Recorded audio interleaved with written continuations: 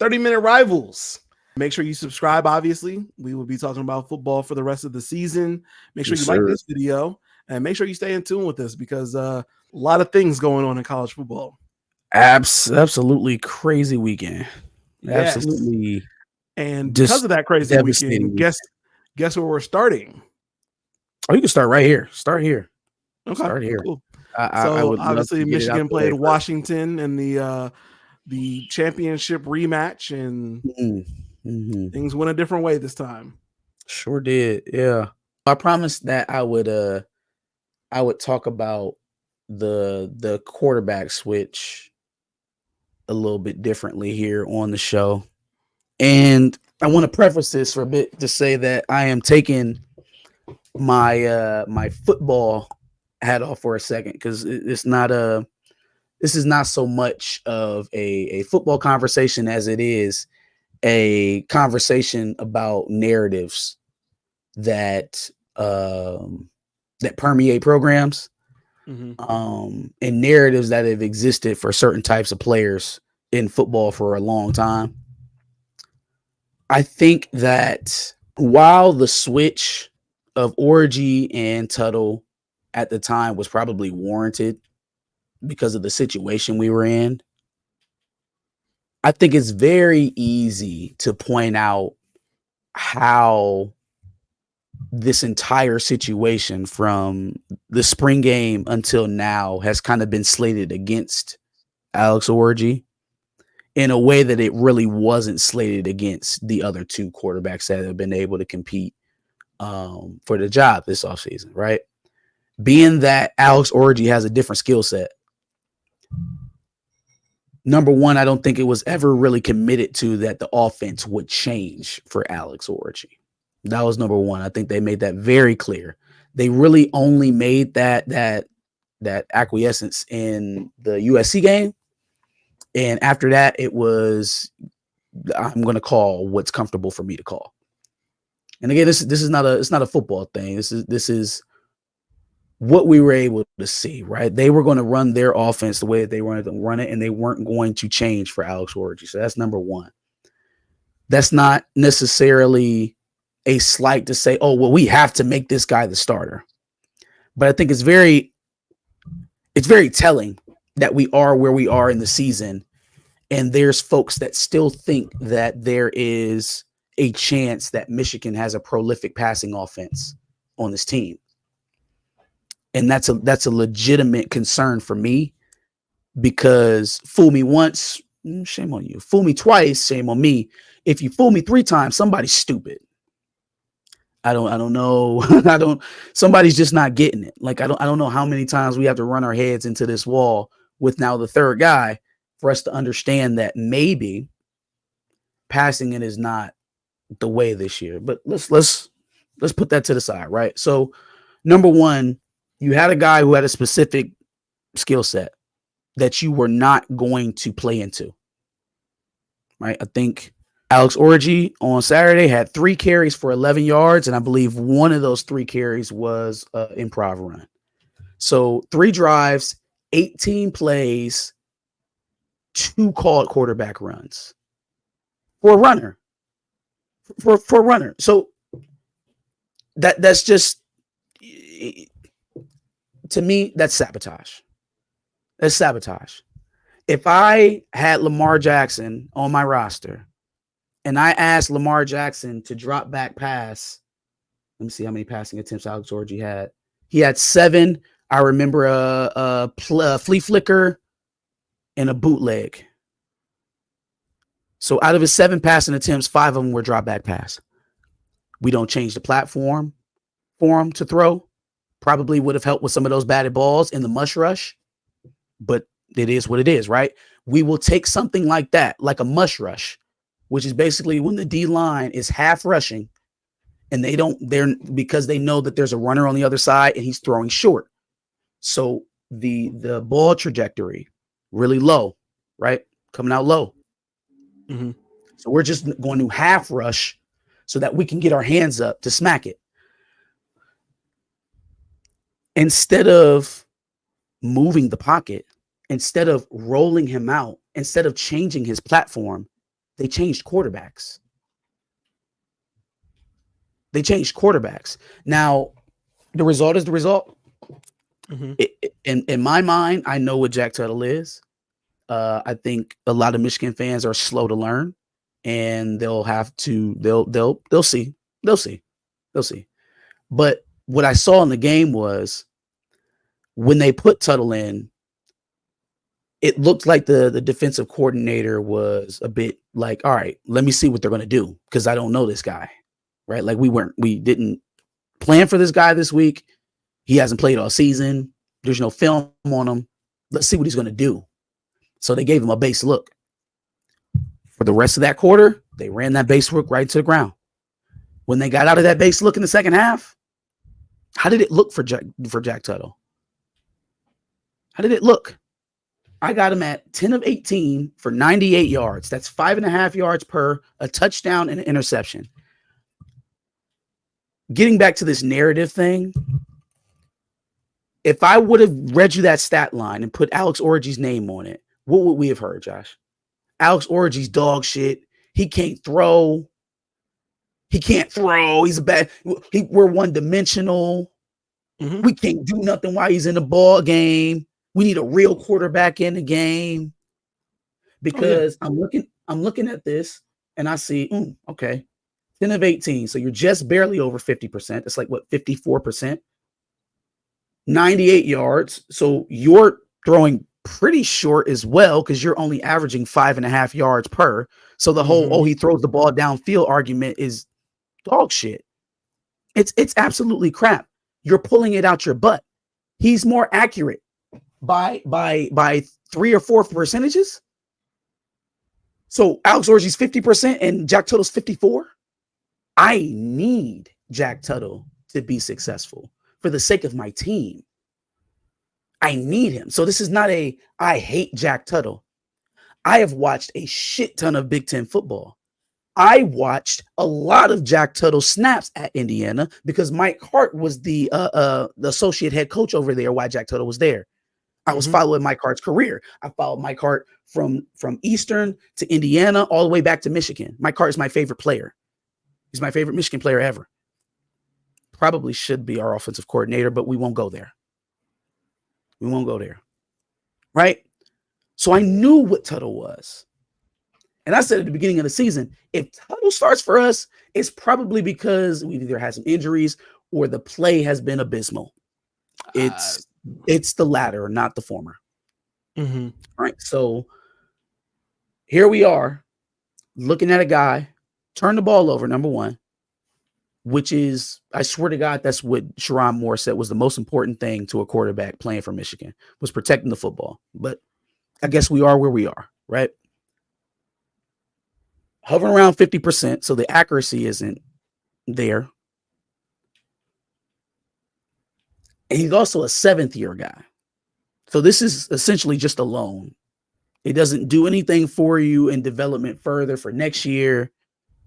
You're essentially stopgapping and just setting up for the same type of situation you had last offseason and this offseason, and hopefully you do differently.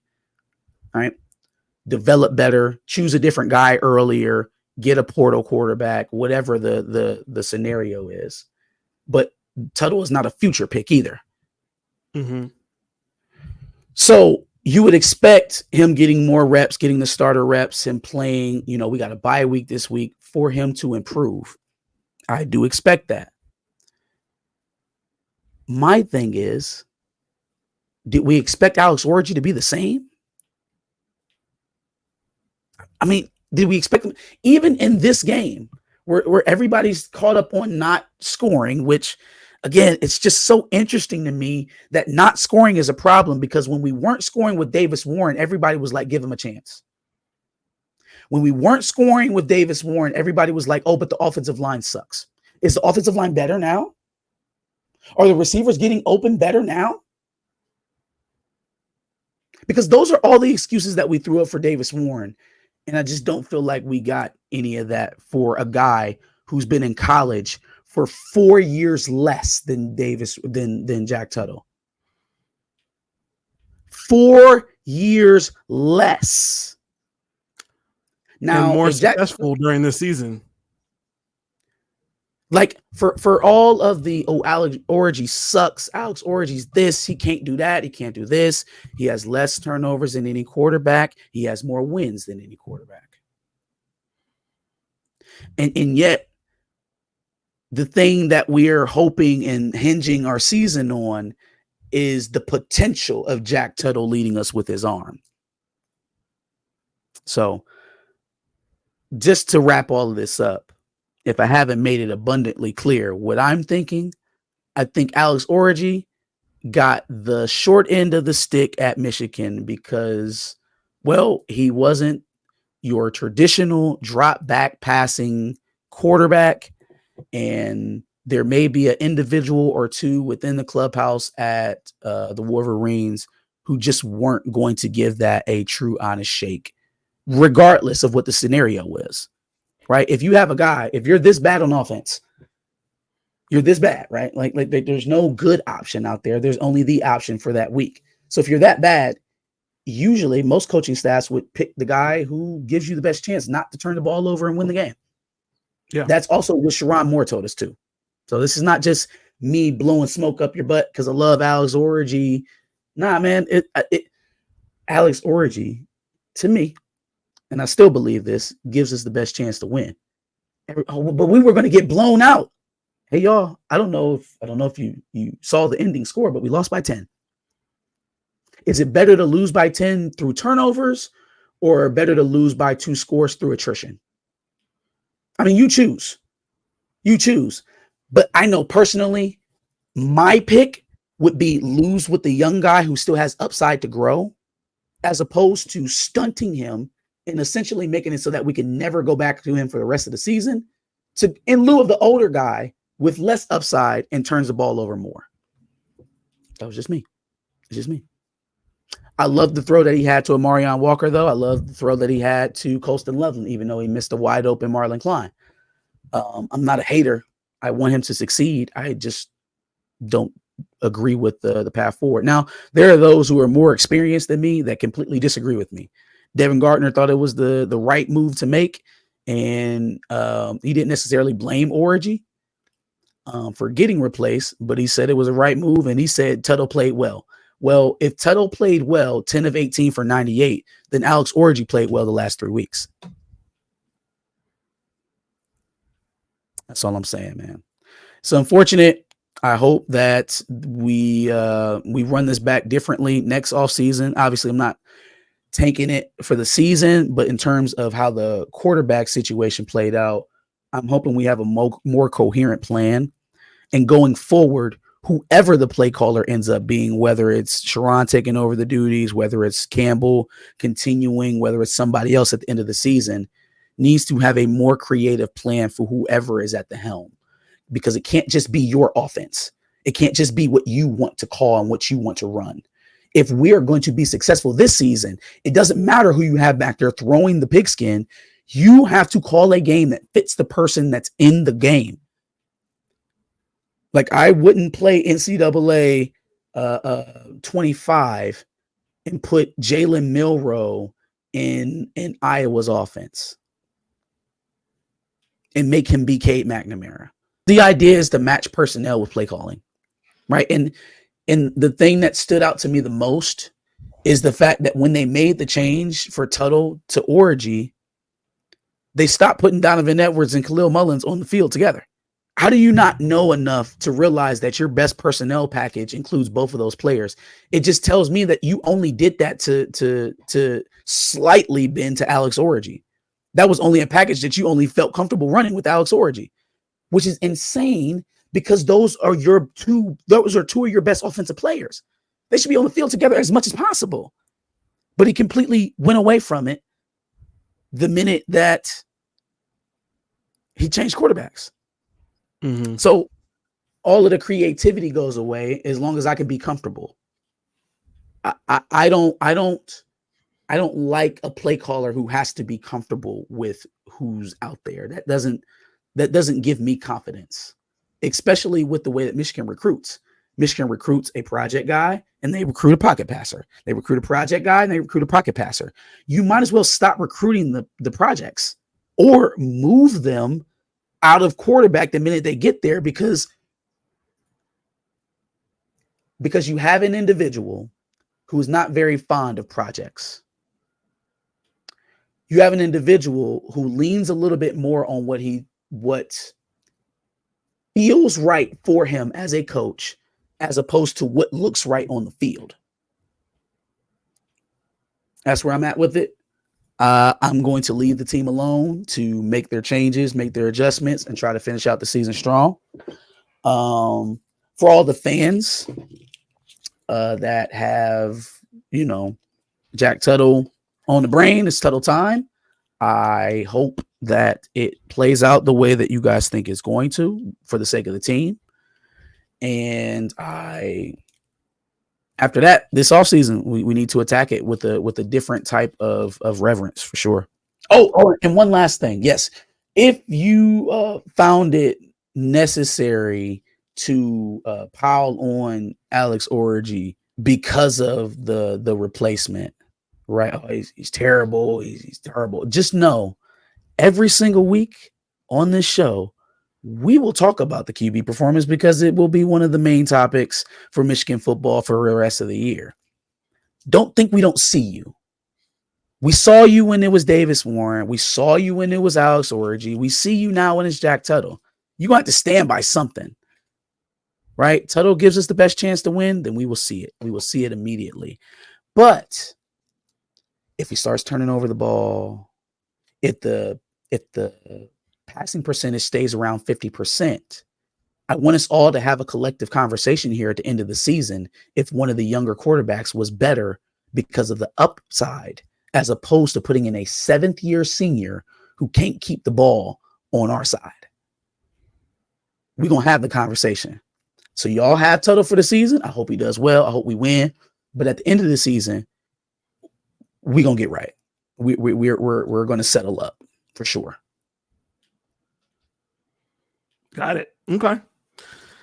Hate to kind of drastically upswing this whole thing, but I mean, we do got to talk about Ohio State. So going into this game, my biggest fear was Caleb Johnson,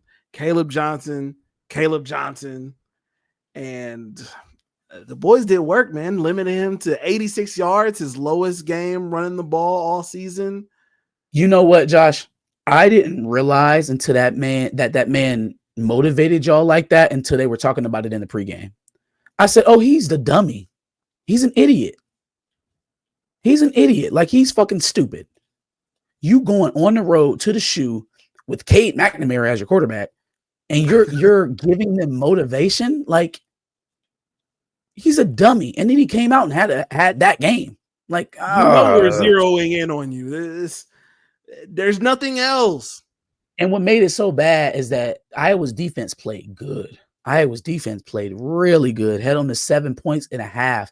You couldn't muster anything. They couldn't muster a fucking thing. And you talking all that yin yang. You talking all that jazz, and you couldn't do anything to help your team at all. They kept y'all in that game for a while too. But that's my thing, right? You give an offense an opportunity, an offense like that, opportunity after opportunity after opportunity. Eventually, it's going to burst, no matter how good you're playing. Absolutely. Yeah, that was the biggest thing that I was kind of concerned of, obviously, against Iowa.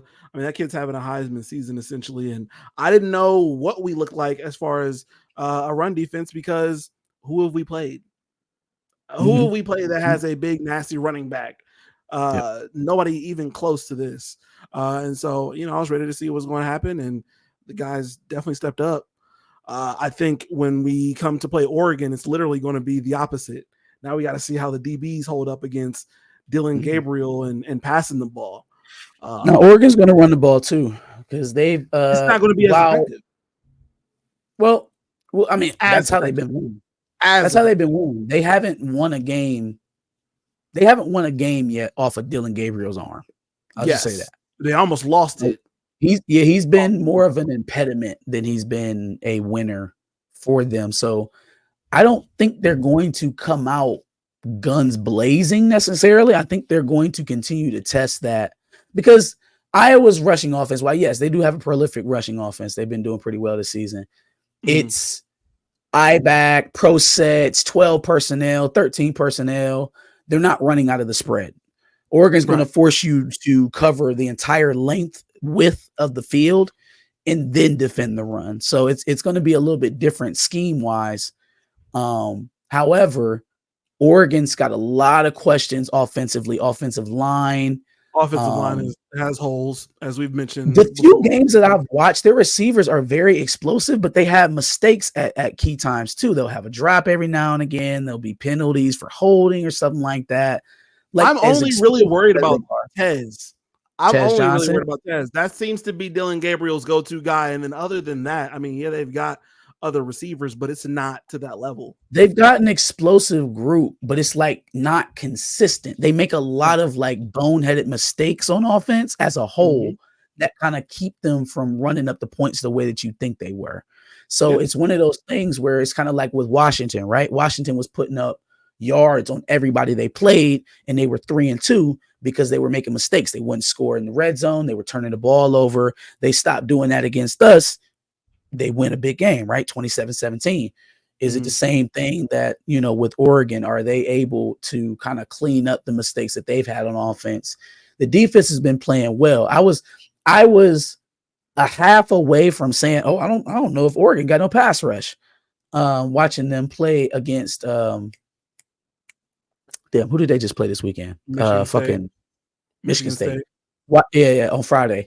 I'm watching them play Michigan State. At first I was like, I don't know if they have a pass rush. And slowly but surely, they just start eating that man alive. They start eating Aiden Childs alive. So I think it's going to be a little bit of a fight. Yeah, no, sure. I agree. But I would say any leverage that I could have gave them, whether it be Dylan Gabriel or home field advantage, they've already proven to me that they couldn't even handle Boise State at home almost. They almost lost that game. Yeah. And so that just kind of proves that if you have a prolific rushing attack against them, which we could very well with Travion and Quinshon Judkins, we can play that. We can literally control time of possession and keep Dylan Gabriel off the field as far as I'm concerned and win this game pretty handily. I mean, I think we all thought it was going to be close, but now that I've seen Oregon on tape, it may not be as close. I'm not going to say we're going to blow them out, but 10 points, I could definitely see that. I'm no longer afraid. I think our defensive line, especially when Tyleik Williams is healthy and out on the field, is going to help you stop the run and help against Dylan Gabriel as long as the DNs can keep, as long as the edges can keep contained. The linebackers play decently, and it's not like they have much that they have to worry about. They have a decent running back with what's my guy's name? Jordan James. And so I mean he's okay, but he's not Caleb Johnson. And so I think with the added confidence of beating Iowa and stopping Caleb Johnson the way we did, I'm happy on that front. I think our DBs have played well all season, even if they haven't played anybody as good as Oregon. I think the closest team we played is Michigan State, literally. So Michigan State, probably. Yeah. This will probably be a little bit of a test for the DBs, but even at the same time, like I said, I'm only really afraid of Tez Johnson, and that's about it. So what about Will Howard? Will Howard has consistently through the first half of the season shown chinks in the armor when he's pressured. Yes. What is that going to look like if Oregon gets some heat on Will Howard? I think it won't matter as much because I hope Chip Kelly is bringing out the playbook to put Travion and Quinshon to work. Obviously, he's going to have to get out there and get some short passes off at the very least. And then you've got Jeremiah Smith when you don't need it to be so short. So just don't throw into double coverage like I've seen you do for 2 games in a row, and I think you'll be okay. He's made some really questionable decisions, and I admitted that on Saturday. Throwing interceptions against Michigan State looked very troublesome to me, but as long as you can, hopefully keep those mistakes to a minimum, I think nobody's been able to handle it. Yeah, nobody's been able to make them pay for it yet. So that's tip your hat to the defense on that one. But I don't know how sustainable that is if he continues it. So it'll be interesting to see if that rears his head again. I think time of possession, bend, don't break defense. I guess real quick before we get out of here, we can talk about some of the other madness that happened here. We got Alabama losing to Vandy and their team captain losing his top all over the place. Oh, Tennessee lost also, right? Who did they lose to? Tennessee lost to Arkansas, I think. Arkansas, okay. Also USC lost. And somebody else lost. Miami almost lost to who they almost lost to? Miami's going to lose to somebody terrible. They've been begging for it. They're overrated. They have been begging for it. You want to hear the stupid lost to California. To Cal. Okay, yeah. Oh, that's why Michael Irvin was on his hands and his knees with his back arched on the sideline. That man on the yayo again. He's tripping. You want to hear the stupidest comment that I read all weekend? So obviously Michigan fans have been burning their hair all weekend, right? And so somebody was like, well, obviously the USC win was dog shit now because they just lost to Minnesota. I was like, fam, we beat Minnesota last week, bro. We beat them both. Like, yeah, we beat both of them. You know, I've seen Ohio State fans in that in the Twitter group just saying the most outlandish shit. Like, bro, no, we don't need to get certain players out of here just because you feel like they're not playing as well. Oh my goodness. Listen, he can't throw, he can't run, he can't catch. He can't coach.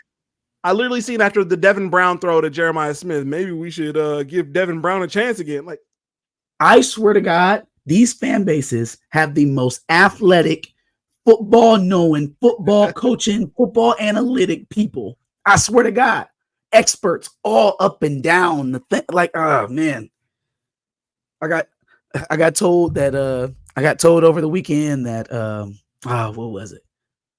Who were we talking about? We were talking about Don Brown, or not Don Brown, Wink Martindale. Funny. Yo. Anyways, so he was talking about. He was like, I was talking about Will and that pass interference he got on the last drive, and I'm like, it's unacceptable. He can't get beat. Even if it's not an advantageous call for you, you don't got to save you all the time. That ain't why you got beat. You got beat. He was a man. And it was like, bro, he wasn't in man. It's not man. It's zero. Yeah, bro. Zero and man. I'm like, damn, you arguing with me too. That's embarrassing. But anyways, like, share, and subscribe. I know we got good thinkers over here, people who are not going to try and be smarter than the football coaches, but with great opinions. So y'all like, share, and subscribe. Tell us what you thought about both sides of the rivalry this week. Both of our games, devastating loss for Michigan, great win for Ohio State.